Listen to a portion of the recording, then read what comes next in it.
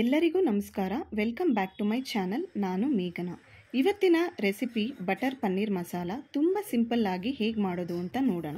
ಇದಕ್ಕೆ ಬೇಕಾಗಿರುವ ಸಾಮಗ್ರಿಗಳು: 2 ಈರುಳ್ಳಿ, ಸ್ವಲ್ಪ ಚಕ್ಕೆ, ಲವಂಗ, ಸೋಂಪು, ಜಿಂಜರ್ ಗಾರ್ಲಿಕ್ ಪೇಸ್ಟ್, 3 ಬೇಯಿಸಿ ಸಿಪ್ಪೆ ಬಿಡಿಸಿದ ಟೊಮ್ಯಾಟೊ, ಹಸಿ ಮೆಣಸಿನಕಾಯಿ, ಕೊತ್ತಂಬರಿ ಸೊಪ್ಪು. ಇದನ್ನು ಪೇಸ್ಟ್ ಮಾಡಿ ಇಟ್ಕೊಳ್ಳಿ.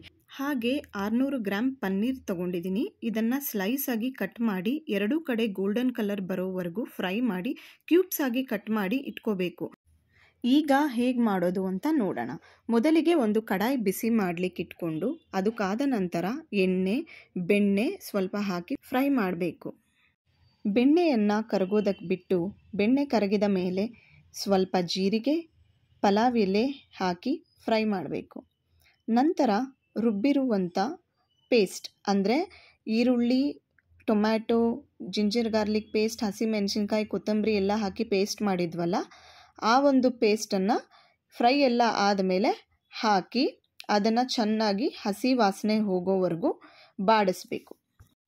ಈಗ ನೋಡಿ, ಮಸಾಲೆ ಎಲ್ಲ ಹಸಿ ವಾಸನೆ ಹೋಗಿದೆ ಅಂತಂದರೆ ಸೈಡ್ಸಲ್ಲೆಲ್ಲ ಚೆನ್ನಾಗಿ ಎಣ್ಣೆ ಬಿಟ್ಟಿರುತ್ತೆ.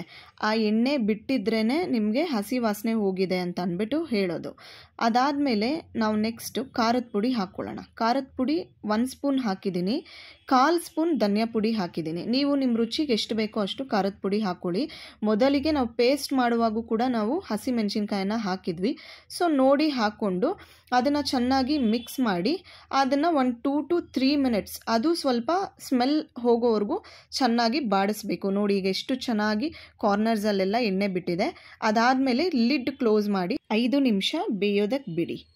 5 ನಿಮಿಷ ಆದಮೇಲೆ ಲಿಡ್ ಓಪನ್ ಮಾಡಿದ್ರೆ ಮಸಾಲೆ ಎಲ್ಲ ಚೆನ್ನಾಗಿ ಬೆಂದು ಹಸಿ ವಾಸನೆ ಎಲ್ಲ ಹೋಗಿರುತ್ತೆ.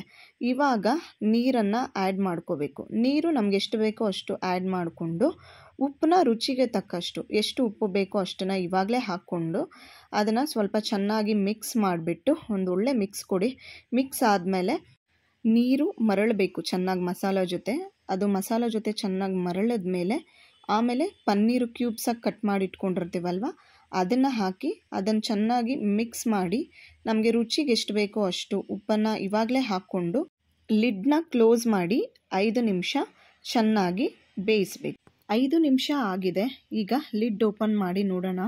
ನೋಡಿ, ತುಂಬ ಚೆನ್ನಾಗಿ ಈಗ ಎಣ್ಣೆ ಎಲ್ಲ ಬಿಟ್ಟು ಎಷ್ಟು ನೀಟಾಗಿ ಪನ್ನೀರ್ ಕಾಣಿಸ್ತಾ ಇದೆ ಅಂತ. ಪನ್ನೀರ್ ತುಂಬ ಚೆನ್ನಾಗಿ ಬೆಂದಿದೆ ಈಗ.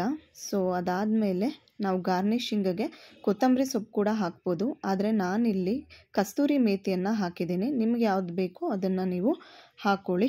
ಈಗ ರುಚಿಕರವಾದ ಬಟರ್ ಪನ್ನೀರ್ ಮಸಾಲ ರೆಡಿ ಇದೆ. ನೋಡಿ, ಎಷ್ಟು ಸಿಂಪಲ್ಲಾಗಿ ಬಟರ್ ಪನ್ನೀರ್ ಮಸಾಲ ಮಾಡ್ಬೋದು ಅನ್ನೋದನ್ನು ತೋರಿಸಿದ್ದೀನಿ. ನೀವು ಕೂಡ ಇದನ್ನು ಟ್ರೈ ಮಾಡಿ ಹೇಗೆ ಬಂತು ಅನ್ನೋದನ್ನು ಕಾಮೆಂಟಲ್ಲಿ ತಿಳಿಸಿ.